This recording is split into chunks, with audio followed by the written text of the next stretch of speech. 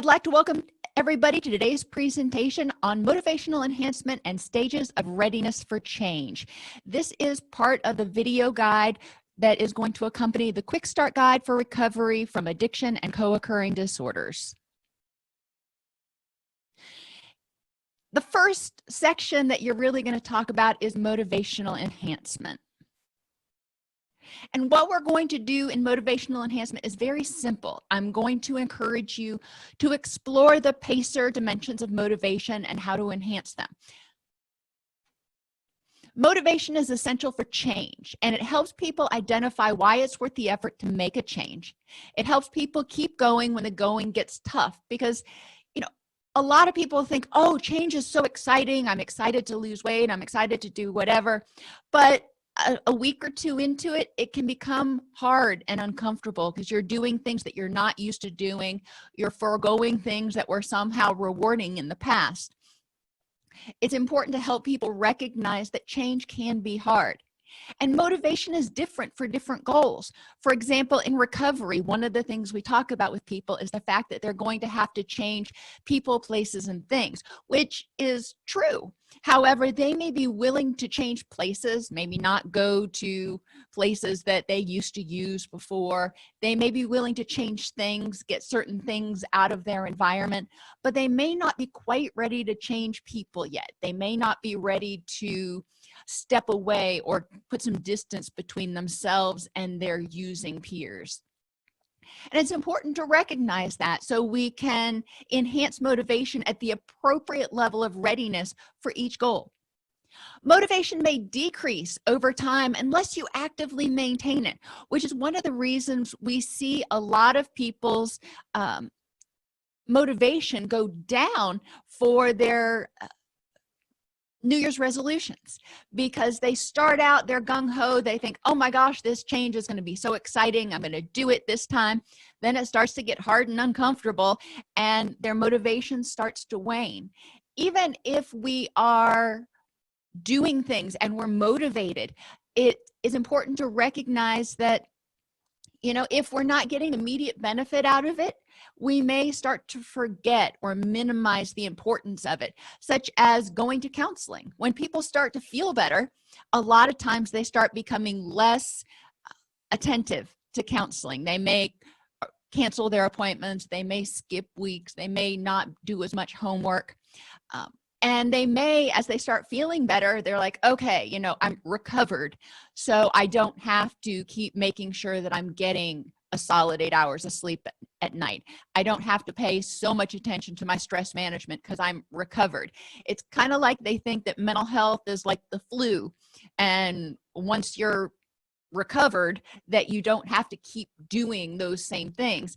And it's important to remember that, with the flu, you get a virus, and that virus runs its course, or whatever you want to call it, and then you may be able to resume your old ways.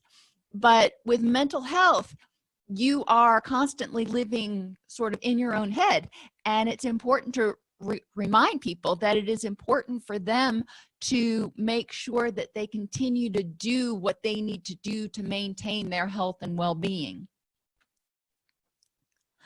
I mentioned that motivation has multiple dimensions, and I referred to them as the PACER dimensions. And if you've been with me before, you're familiar with this acronym. PACER stands for physical, affective, cognitive, environmental, and relationships. Physical motivation. Now you'll see next to the title, parenthetically, it gives you a certain amount of time. And if you are going to use these activities in group, this tells you about how much time you would spend in this particular section. And for physical motivation, you can, for each one, you can actually spend about 90 minutes. You can do an entire group. When we talk about physical motivation, we want to help people understand that we're looking at the ways, whatever change they're going to make, if it's going to counseling, if it's losing weight, if it's starting to exercise, whatever their goals are, how is this change going to make them healthier or feel better physically? And really drill down on that aspect of physically. How is it going to help you increase your energy? How is it going to reduce pain? How is it going to reduce sickness? Now, remember that when we get stressed, we tend to reduce our serotonin levels and experience increased pain levels or reduced pain threshold, however you want to think about it. When we are stressed, we also tend to feel more GI disturbances and things like that. So there's a direct correlation between emotions and physical motivation, but we do want people to identify, how is this new behavior, this healthy lifestyle that I want to embrace, going to help me feel less pain, less stomach upset, less headaches, less TMJ? How is it going to help me manage my chronic conditions? And this is true especially for people who have autoimmune issues or diabetes or hypertension, when they are living a healthy lifestyle. And generally, any change they're going to be coming to counseling to make is going to contribute to a healthy lifestyle. So when we start living a healthy lifestyle, we start seeing improvements in these areas. Going along with that, if you've gone through motivational interviewing, you know that we need to look at both sides of the coin. So we want to look at how the old behavior, whatever it was, makes people feel bad physically. If they are wanting to work on their anger management skills, how is proper anger management, good anger management, going to help them have more energy and, feel less muscle tension and those sorts of things? And how is the old behavior, how does that make them feel bad physically? A lot of people, if they have anger management issues, they may experience a lot of explosions, which lead to feeling fatigued a lot of the time. Spending time, most people have already thought about the reasons that they feel bad because of the problem, so they can rattle those off real easy. The next question that you're going to ask people is, what did the old behavior do for you? If it was anger management, or anger issues, what did anger do for you? How did that protect you? How did that serve you in some way? And how are you going to manage to protect yourself now without having those explosive anger episodes? If it was addiction, how did that old behavior benefit you? Did it help you relax? Did it help increase your energy? Did it help you manage your pain? What did it do for you? We're looking at the positives. Why are we looking at the positives? Because you got to find a way to meet that need. You can't just say, okay, well, instead of getting angry and yelling, or when you get angry, instead of yelling and getting all upset and punching a wall, you're not going to do that anymore. And the person's going to be like, okay, well, it served a purpose.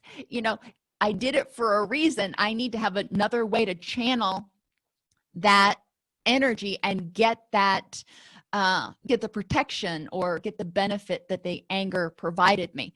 So encouraging people to think about, okay, when I did this, in anger, a lot of times it helps people feel more in control, or it pushes away a threat. How could they alternatively address those situations in a way that was not aggressive? And it's going to take some brainstorming, which is why I have 15 minutes to do that. But encouraging them to think about what the old behavior did and other ways to achieve that benefit. Once they've done this, they've basically gone through a decisional balance table, identifying the pros and cons of change and the pros and cons of staying the same, and trying to identify ways to deal with it. How could you get the same benefit from your new behaviors, from a healthy lifestyle, that you did from whatever you're trying to change? Then you're going to kind of wrap it up by having them focus on the ways that their physical health, their energy levels, their pain, sickness, those sorts of things, how did their physical health potentially cause the use of addictive behaviors in the past? If you're not working with somebody with addictions, you skip that question, obviously. I also want them to look at in what ways physical issues as a result of unhealthy lifestyle behaviors contributed to anxiety or depression. And you can even ask them, in what ways did physical issues, low energy, pain, how did that contribute to problems in their relationships? Because a lot of times we see that when people don't have energy, when they are in a lot of pain, they don't want to go out, they don't want to socialize, they don't want to do the things that are important to them because they're too fatigued or in too much pain. We want to help them see how, you know, the negative impact of what's going on is negatively impacting the rest of their life in order to help increase their motivation to make these positive changes. The next type of motivation that we're going to talk about is affective motivation or emotional motivation. And we're going to go through the same thing. How is the new behavior going to make you feel better emotionally? Now, I didn't leave a lot of time for this because, you know, it's pretty easy to figure out. How is it going to make me happier when I'm not angry all the time? How is it going to make me happier when I'm not using drugs? How am I going to feel happier when I'm not depressed? Well, guess what? I'm not depressed anymore. These new behaviors or this change I'm going to make is going to help me feel happier, because then looking at, again, how the old behavior makes you feel bad emotionally. How does it make you feel angry, guilty, resentful, depressed, anxious? And go through each one of those different things. Guilt and grieving, you can also throw those in there. Those are very common emotions. Helping them see how their old behavior, somebody who has major depressive disorder, for example, they may want to deal with their depression because they don't like being depressed. Nobody does. They want to feel happier. And recognizing that the depression is often compounded because they feel anxious that their depression is going to get worse or that they're never going to feel any better. They feel guilty because they are not able to emotionally connect with the people in their life like they want to. They may feel angry at themselves for not being able to just suck it up, or feel angry at other people for not being depressed or not understanding. So you can see that even something like depression, which is an emotion or an emotional issue, can also have other emotional consequences to that, and encouraging them to look at those. In acceptance and commitment therapy, Hayes refers to this as dirty discomfort.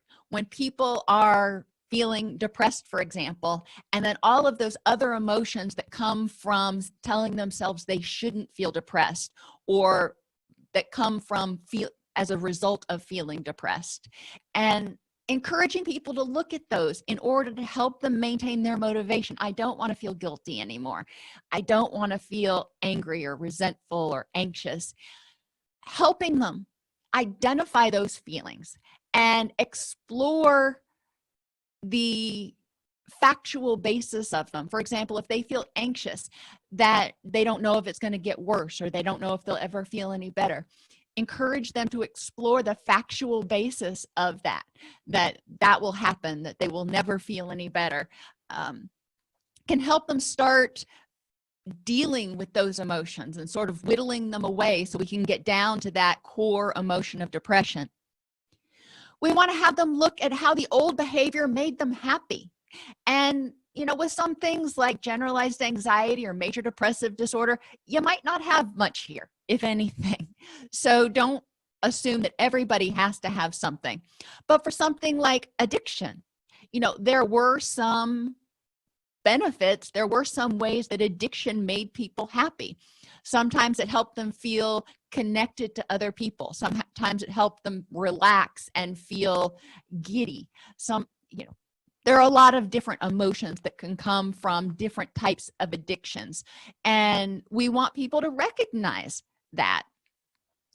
If somebody, and we'll just go with something completely off the beaten path, if somebody's trying to get in shape, that's one of those New Year's resolutions. How did the old behavior, that is being a couch potato and binging on Netflix, how did that make you happy?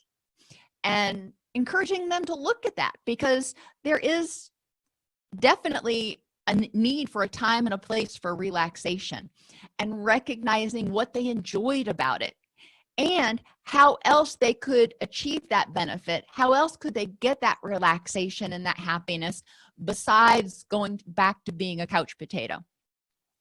For me, I download shows that I like onto my tablet. And when I'm finished with my workout, I'll hop on a stationary bike or something, and just hardly any resistance at all. I'll just kind of ride the bike while I watch my show. So I don't feel quite as guilty about binge watching TV.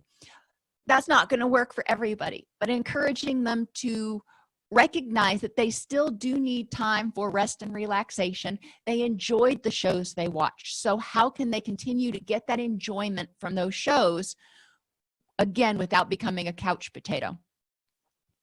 And finally, in affective motivation, you're going to talk about how recovery or behavior change might make somebody unhappy, especially in the short term.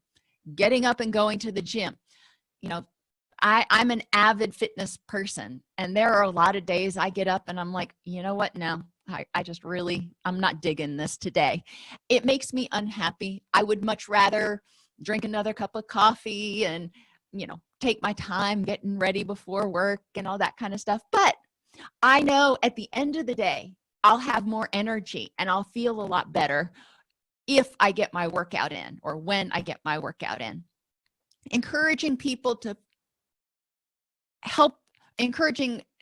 look at what's the long-term goal and how are you going to feel if you give in to short-term cravings or short-term urges and that go against your long-term goals. How is that going to make you feel in the long run?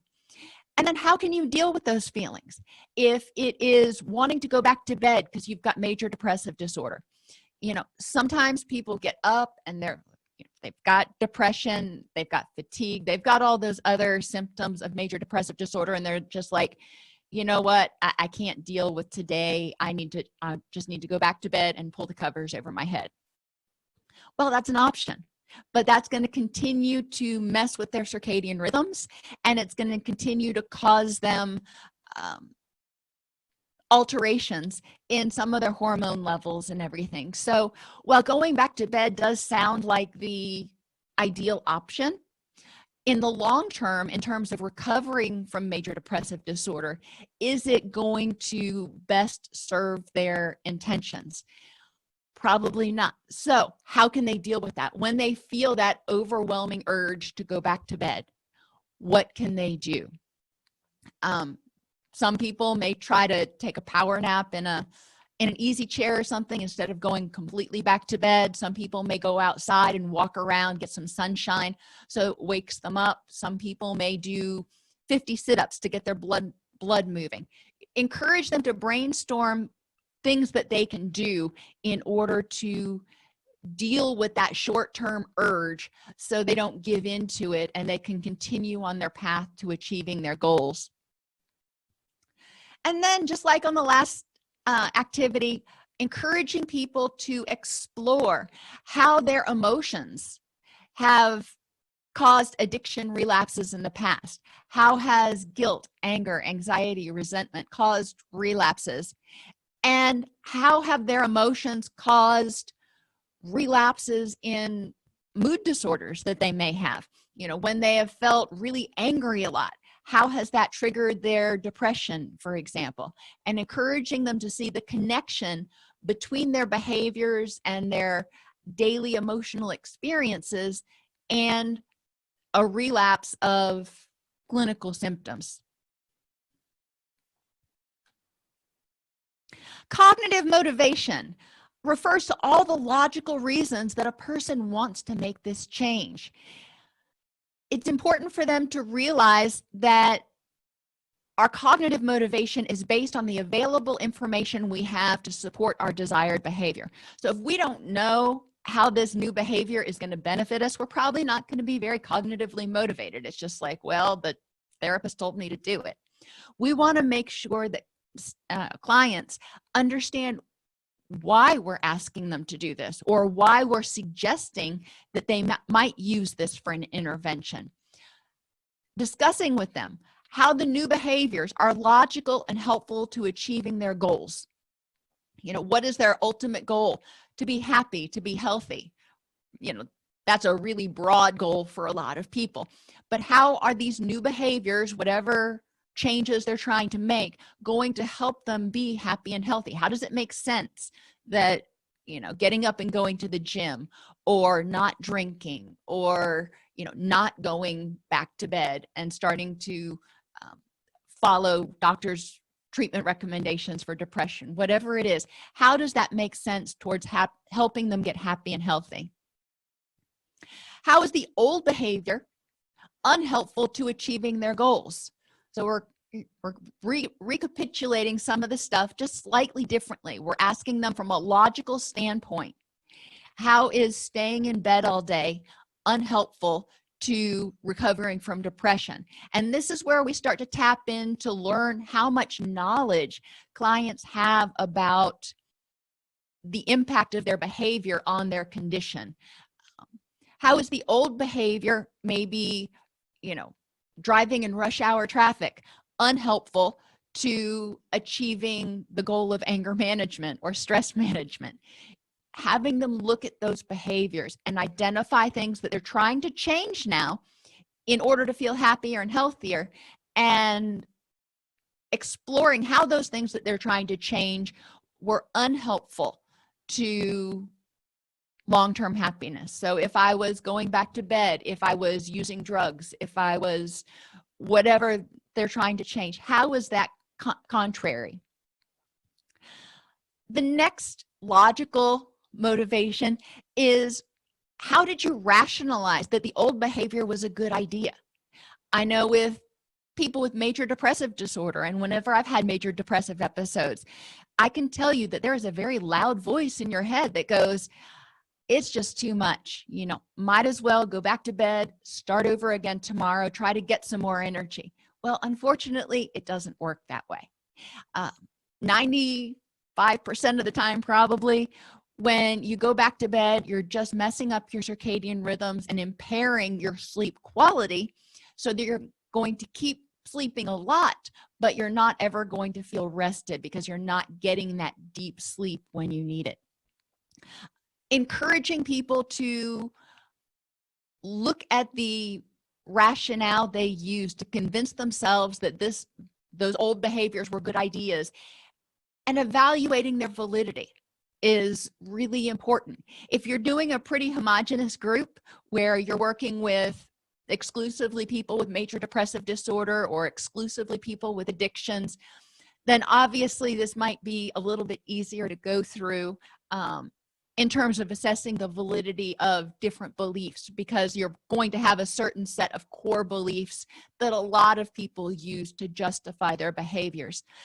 If it's a more heterogeneous group, you're going to have some differences, but it's still important to put those things up on the whiteboard, put those things up on flip chart sheets around the room, however you want to have people get their ideas out and talk about them.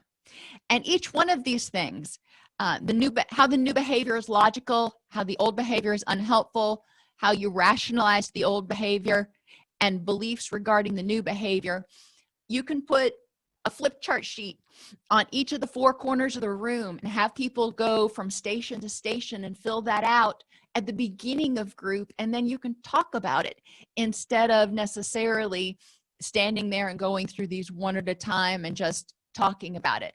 There is a lot of power in seeing things written down as opposed to just talking about them, where they can go literally in one ear and out the other and just kind of disappear. The final thing that you're going to do is explore the beliefs regarding how the new behavior may not work or not work as well.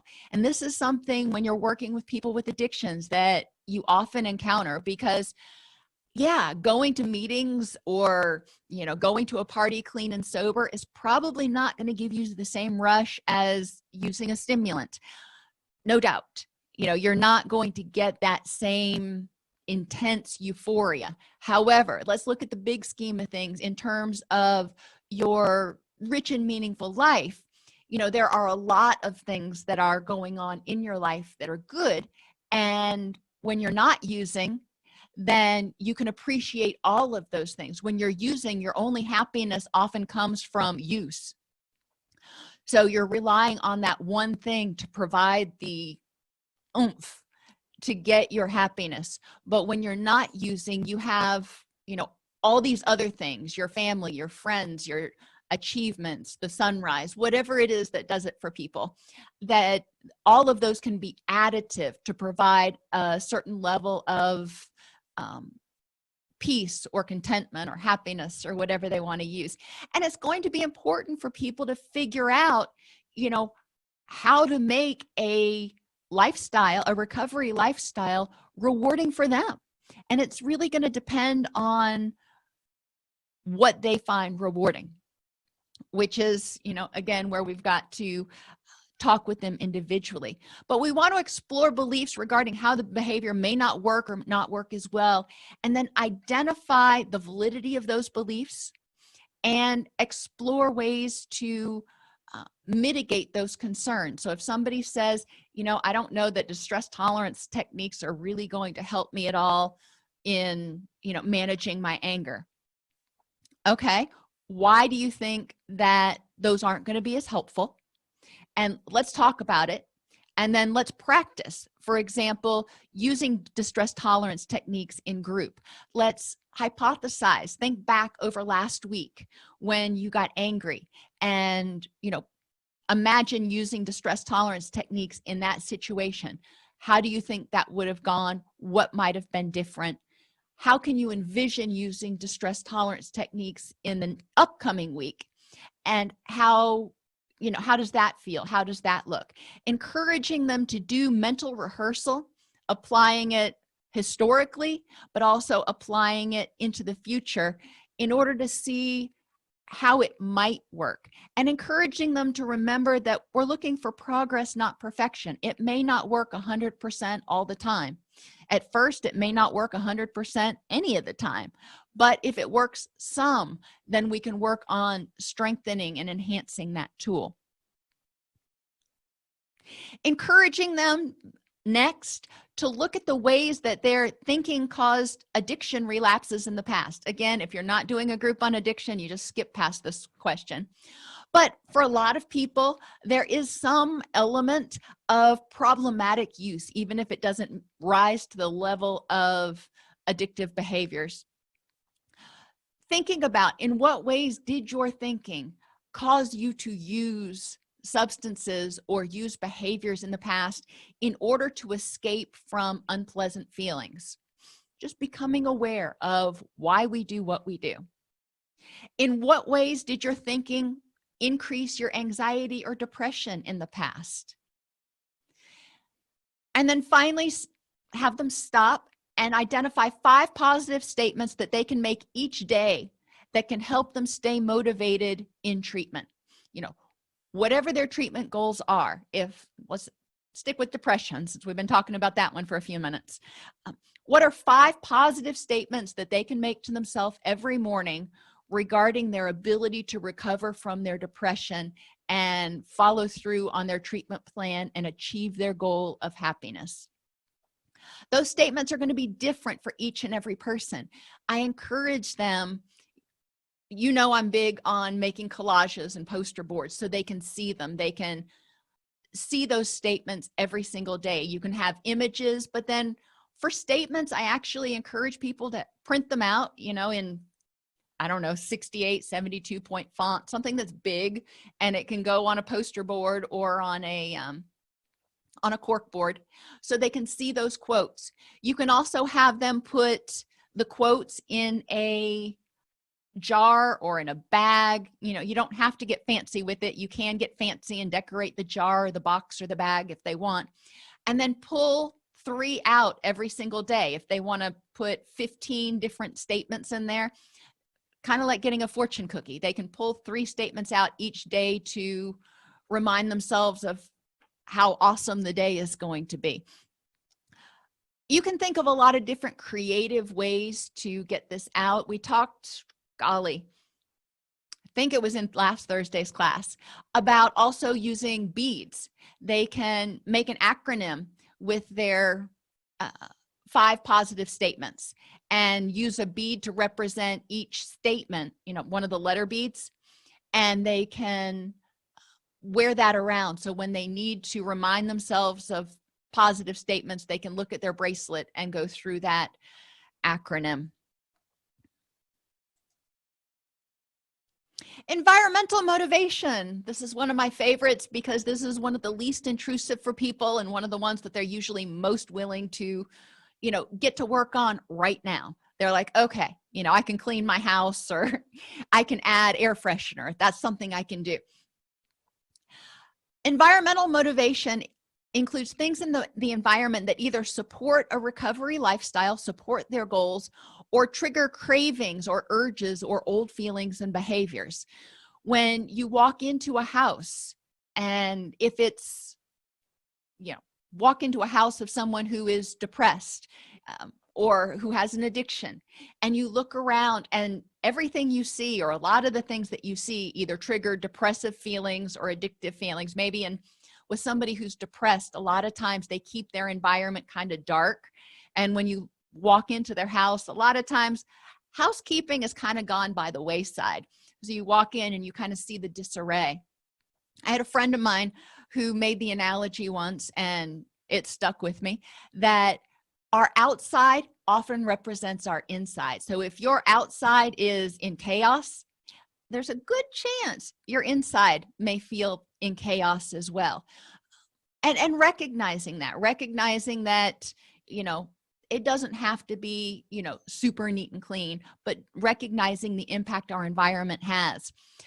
If there are pictures that make you sad, if there are TV shows that make you angry or sad or whatever it is, making sure to eliminate those from the environment. No sense adding things that are going to make you feel unhappy, but also adding things to your environment that make you happy.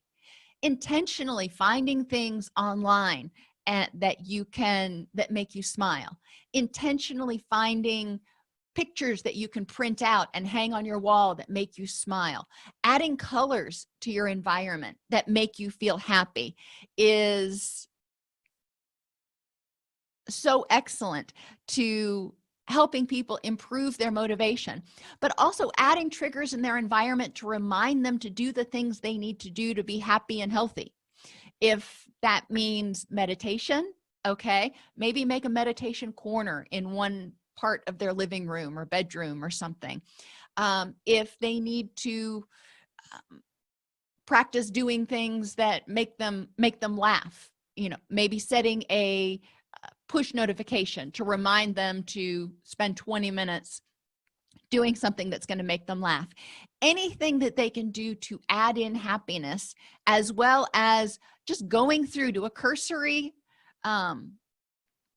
survey of their environment and identify anything that contributes to them wanting to engage in those old behaviors or feelings. Encourage them to pay attention not only to sights, but also sounds and smells. Sounds can be very potent triggers for anxiety, depression, and sometimes they can even be triggers for addiction. If somebody used to gamble, hearing the sounds of slot machines can be triggering for them. If somebody used to use cocaine, hearing the sound of shaking down sweetener packets or sugar packets can be triggering for them. I had a client point that out one time.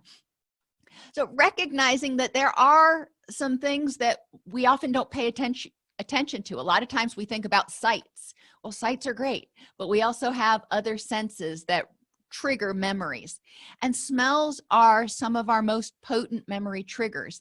And it's important to remind people that positive smells can trigger positive memories, so we want to increase those, but unpleasant smells sometimes are unavoidable, and they need to be aware of how to counter them.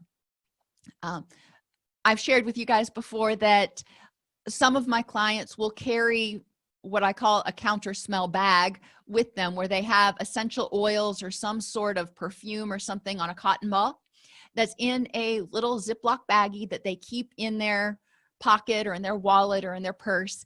So if they happen to get into a place or walk past somebody that has a cologne or aftershave or something on that reminds them of a traumatic event or a stressful event in their past, they can replace that smell, change the sensory input with a pleasant smell really quickly.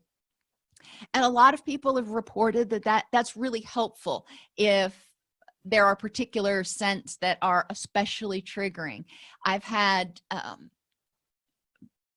one client who went through a traumatic event with a car crash on the interstate. So the smell of exhaust was triggering for him.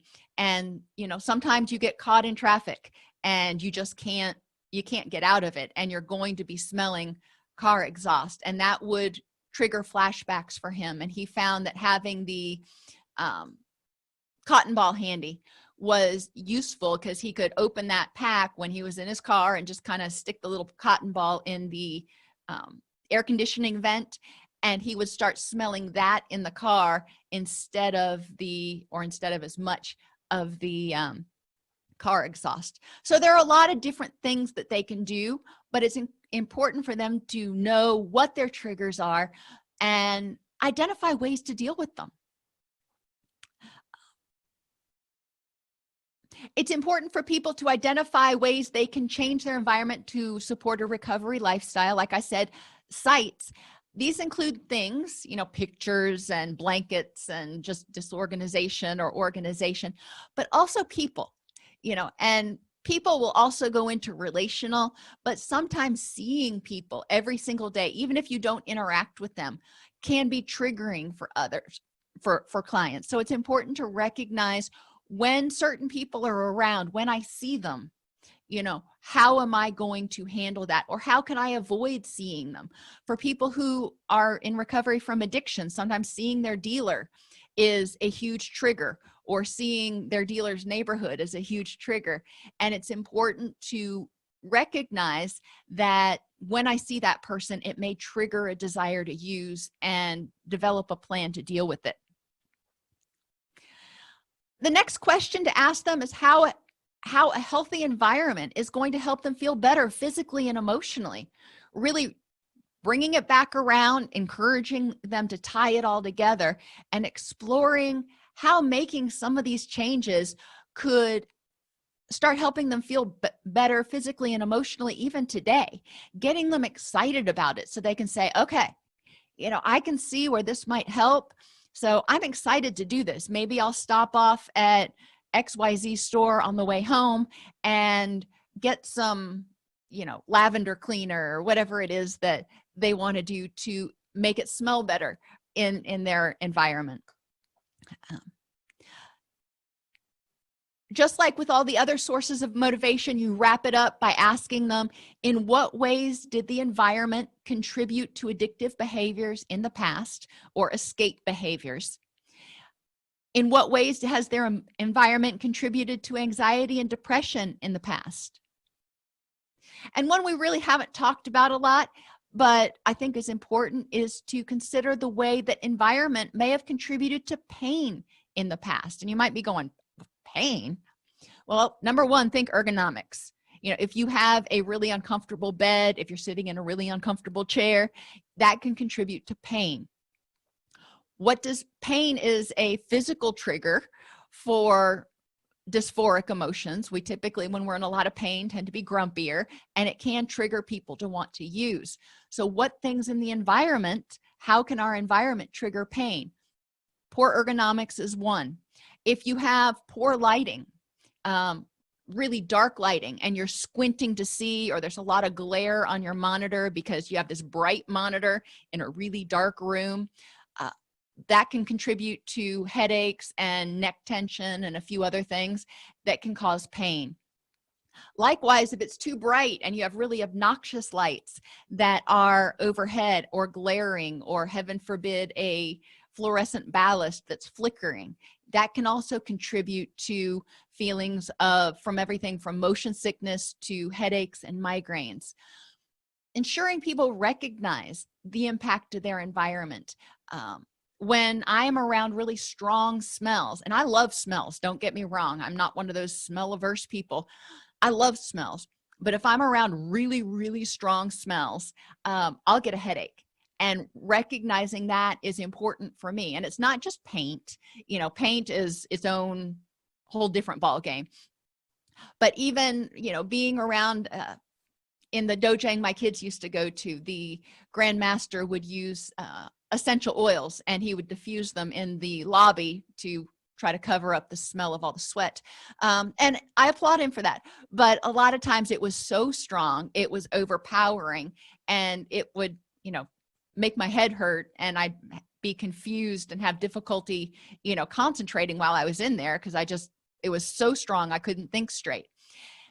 Encouraging people to recognize if there are times when that happens. You know, sometimes maybe where you work, they use a particularly potent cleaner, and seeing the connection can help them make small changes in their situation to start feeling better.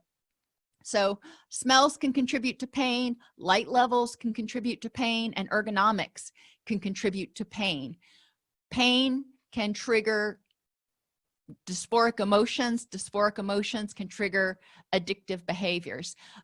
So there are a lot of connections there. And pain in and of itself, like I said, may trigger, for some people who used substances or addictions to cope with pain, that may be, you know, a direct connection there. So pain is an interesting trigger to take a look at. And finally, relational motivation. These are things that increase your self-esteem, self-acceptance, and social approval or social acceptance. Relational, I always start out when I talk with people by saying, what is your relationship with yourself? It is important to know whether you're accepting of yourself and know what you appreciate about yourself, because you've got to have some sort of a relationship with yourself before you can start having healthy relationships with other people. How is the new behavior going to increase your self-acceptance and self-approval? You know, how am I going to feel better about myself when I start doing these things? You know, I'm going to feel better about myself because I have more energy and I have more enthusiasm, and I can be more involved in my relationships instead of being, you know, emotionally disconnected because I'm exhausted and depressed all the time. How are these new behaviors, how is this healthy lifestyle going to increase acceptance from others? How is it going to improve my relationships with the people that I care and love about? And how is it going to change their level of acceptance of me? How are they going to approve of my behaviors? How is the old behavior in opposition to my self-concept? You know, if I am clinically depressed, that is not my self-concept. I see myself as enthusiastic and outgoing and, you know, friendly and excited and all those things, and kind of like a chihuahua. But when I'm depressed, I don't want to get out of bed. I feel more like an old hound dog. And that's not, I don't see myself with the big old droopy jowls and droopy ears and, you know, sleeping 23 out of 24 hours a day. That's just not my self-concept. So, and I don't know why I'm using dogs as analogies today, but, you know, go with it. Exploring how those behaviors are in opposition to who they believe they are and the type of person they think they are is really important. So they can see how these changes are going to help them become the person that they want to be, that they feel that they really are, and help that shine. Explore how the old behavior led to rejection and isolation. From personal self-rejection, you know, I'm looking at myself going, you know, you really suck today, which is not a nice thing to say to yourself. But a lot of times when people are, you know, sobering up after an addictive relapse, or they are depressed or anxious, they often have some pretty negative, self-deprecating things to say. And it's important to look at how those behaviors contribute to rejection of themselves and contribute to isolation, you know, pushing other people off because maybe they don't feel worthy of love and affection from others. Explore how the old behavior was socially rewarding, if it was. Not all behaviors are socially rewarding. Addictions happen to be. In a lot of cases, people form social networks around their addiction. In some cases, people use substances in order to help them relax so they can go out and feel like they're having fun at parties and those sorts of things. Encouraging them to identify the benefits socially to them of the old behaviors and how they can achieve those same goals in their new lifestyle. How might the new behavior cause rejection from others? This is particularly true with addictions, because when people get into recovery and they stop using substances, then a lot of times they need to put some distance between themselves and using friends. And those friends may not want to engage in recovery right now. So they may find that there's a rift in that friendship because those people are not going to embrace the recovery lifestyle, and the patient is not going to regress to the using or addicted lifestyle. They need to think about how they're going to cope with that. If their friend says, you know what, man, you can have those meetings and that recovery stuff, that's not for me, I'm good. Then how are they going to deal with that and recognize the difference between a rejection of these new behaviors and a rejection of themselves? Because their friend is probably, still likes them, but is just not down with these new behaviors. And it's important for them to recognize the difference, but also recognize why it's important to set those boundaries. And then finish up with ways that their relationships and self-esteem has caused addictive behaviors or addiction relapses in the past, and how their relationships and self-esteem have contributed to depression and anxiety in the past. Making sure we're continuing to help them see the relationship between their presenting issues and all the other aspects of their life. Motivation comes in many forms. It's important to help people recognize and enhance their motivations for recovery, and recognize and mitigate those motivations for relapse. The next thing that we're going to talk about is stages of readiness for change. And we're going to go through those kind of quickly because I know we're running short on time. Readiness is a combination of motivation, willingness, and ability. People go through a sequence of stages as they begin to think about and maintain new behaviors. And like we talked about before, people have different levels of motivation for each and every desired change or action. And readiness for change and motivation go hand in hand. When people are ready to change, when they're in that action phase, then they are motivated to make a change. When they are in pre-contemplation, they are not yet motivated. So in pre-contemplation, we're really looking at helping them identify all of the sources of motivation that may encourage them to make a change. There are 3 types of pre-contemplators. In general, in pre-contemplation, the person does not intend to change. They are minimizing, rationalizing, denying that there is a problem at all. And there are a lot of reasons for that. Rebellious pre-contemplators may be afraid of losing control. So we want to look back over their trauma history and explore times when they've had their power taken away and help them shift their energy into making positive choices, taking control over making positive choices rather than just rebelling against us. Recognizing that resistance or rebellion, whatever you want to call it, is communicating something. It is telling us, I'm afraid to go there, or I'm not ready to go there for some reason. That's overwhelming. I can't go there. And then exploring that with them to help take some of the anxiety and fear away. If people are afraid of losing control, we can have them explore what's making them feel forced into recovery. What are they afraid will happen if they're not in control? Sometimes people are afraid that if their emotions get out of control, they're not going to be able to shut the lid on that Pandora's box. And, they're not sure what's going to happen. So they're afraid to even go there. So let's talk about what you're afraid will happen if you're not in complete control of everything all the time, which in reality, they're probably not, but now's not the time to point that out.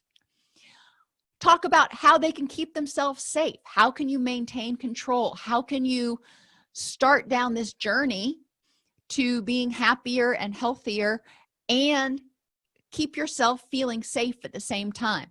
And that may mean keeping a certain amount of control, which takes us down to, what do you have control over in this process? Reminding them that we can't make them do anything. I can suggest that they don't use substances, but I can't, well, unless I'm putting them in 4-point restraints, which we don't do, I can't make them not use. If they're going to use, if they're going to figure out a way to use, they're going to figure out a way to use. That's just the way it is.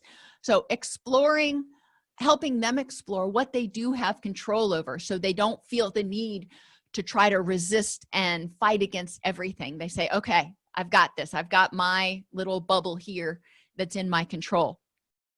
And for pre-contemplators, a lot of times they're involuntary. So we want to ask them, how can they make the best of this situation?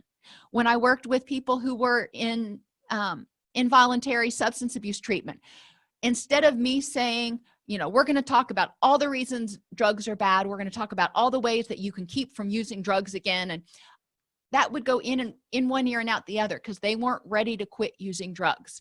They didn't want to hear that they couldn't use drugs ever again. So that was falling on deaf ears. So we would talk about, you're stuck with me for 12 weeks. How can we make the best of this time in order to help you be happier and healthier? You know, let's just look at that. And generally, moving towards being happier and healthier also means moving away from those unhealthy behaviors, but we're not approaching it from the same direction. We're kind of backdooring into it. Other people are pre-contemplative because they don't have sufficient knowledge of the problem or the impact it's having. So we can help them increase their awareness, which we've done in the motivation exercises, by helping them see how their addiction or their mood disorders are impacting all of the other areas of their life. We also want to help them increase their awareness of recovery options. You know, should they want to live happier and healthier? What might that look like? Some people may not have, you know, any idea what that looks like. And finally, resigned pre-contemplators feel hopeless about change and overwhelmed by all of the energy required. They may be clinically depressed. They may be thinking, I can barely find the energy to take a shower, let alone come to counseling and do homework and do all this other stuff. I hear you. They also may have tried to recover before and relapsed, or they were recovered for a while and now they're having another episode in the case of, you know, major depressive disorder, for example. And that can get very frustrating, and they may feel resigned to where they're at right now. So we can encourage them to identify times they've tried to change and been successful, even if only for a few hours, so they can see those little glimmers of when things got better. And this also helps us understand what helps, what works to help them start feeling better. We want to use prior recovery attempts as learning experiences to identify strengths and strategies that work for that person. In contemplation, the person's starting to realize there's a problem and they're contemplating the need for change, but they're not quite ready. They're starting to feel a little distressed, but they also may be overwhelmed by what they need to do and unsure of what the next right step is. So we want to help them increase their sense of commitment, control, and challenge. Commitment to both the change process and those things that are important in their life. You know, how is this change process going to help you, you know, better serve or better develop the things that are important in your life? Reminding them what they have control over so they don't feel powerless, they don't feel like we're pushing them into anything, and encouraging them to view these changes as challenges that they can accomplish, that they can try to achieve, instead of seeing it as an obstacle or a barrier that is going to be a problem for them. Have them spend about 15 minutes thinking about when their issues are not present, and go through each one of them, because most people have experienced depression. Most people have experienced anxiety. Most people have experienced physical pain. Not everybody's experienced addiction, but have them identify, and this is one I do like to do around the room on the flip chart paper, times when they're not having the following issue. When I'm not depressed, what's different? When I'm not using, what's different? Preparation is the next stage. And in this stage, people are preparing to make a change. It's kind of like packing for a trip. They're getting ready to do it, but they're not walking out the door yet. They're clarifying their goals and strategies, figuring out exactly what they are willing and ready to do. And they're examining their confidence that they can change. This is where that poster board comes in, where they make a collage of the positive aspects of the recovery, the big picture, you know, their kids, their dog, their money, their career, their hobbies, whatever, that answers the question, what would life be like if you woke up tomorrow and were sober and were happy, whatever works for your group. Once they make that collage, have them go over each thing that's on that collage, like their kids, maybe the relationship with their kids would improve, and put a sticky note on it that identifies the first step that they're going to take to start improving that aspect of their life. And then maybe, you know, physical health is another thing on their collage. They're going to put another sticky note on that, identifying the first step that they're going to take to start improving that area of their life. So that gives them a visual representation of the first steps that they're going to take and what it's leading them to. Howdy from the Future encourages people to write a letter to themselves with a future date and describe what life is like at that point. Or you can have them do recovery like they're planning for a trip. Write down the directions to their destination recovery and identify any obstacles or construction zones along the way and how they're going to manage all other facets of their life while they're on their trip. In action, they're leaving on their trip. They are ready, willing, and able to make the change. And it's going to be important to maintain motivation, because remember, motivation left untended will often,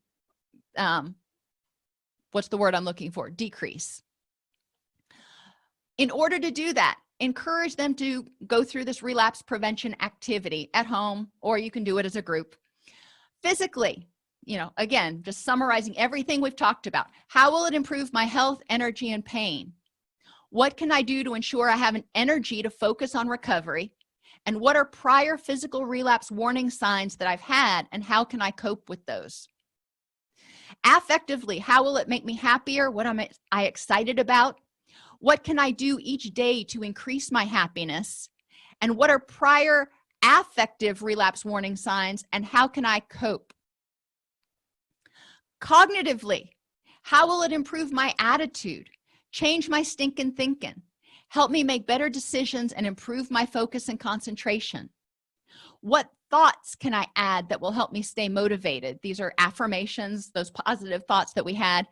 And what are my prior cognitive relapse warning signs? How does my attitude change before I relapse, and how can I cope? Environmentally, what can I add to my environment to keep me motivated? What do I need to take from my environment to prevent being triggered? What are prior environmental relapse warning signs? Maybe, you know, I start hanging out in old places or with old people. And how can I cope with these? And relationships. How will recovery improve my relationships? Which people will encourage me on my journey? And what are prior relationship relapse warning signs, and how can I cope with them? You know, what happens in my relationships? Is there a lot of suspicion, a lot of arguing? Do I get defensive when I am starting down that road to relapse? And how can I cope with that? Final thoughts. Encourage clients to get to know and trust themselves. Have them find 3 people who they can count on to provide honest, constructive feedback. Explore the pros and cons of the problem with them. Encourage them to compare their perception of the problem with other people's perceptions of the problem.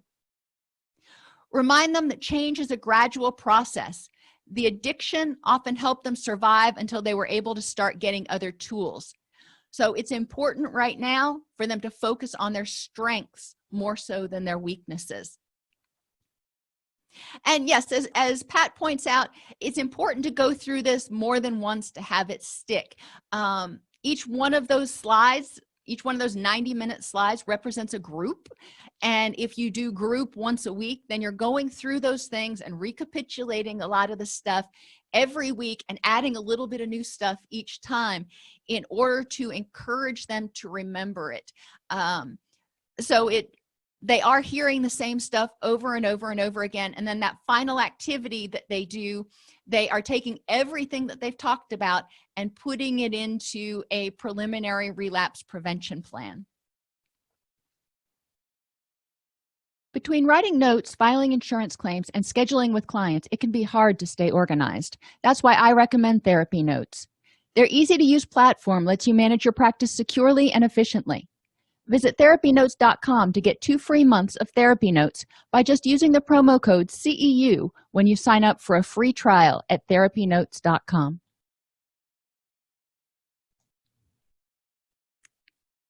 If this podcast helps you help your clients or yourself, please support us by purchasing your CEUs at allceus.com or getting your agency to sponsor an episode. A direct link to the on-demand CEUs for this podcast is at allceus.com/podcast CEUs.